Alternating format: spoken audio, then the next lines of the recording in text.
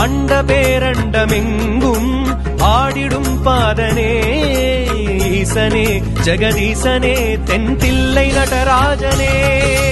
லிங்க வடிவாகி எங்கும் நின்ற சுயரூபனே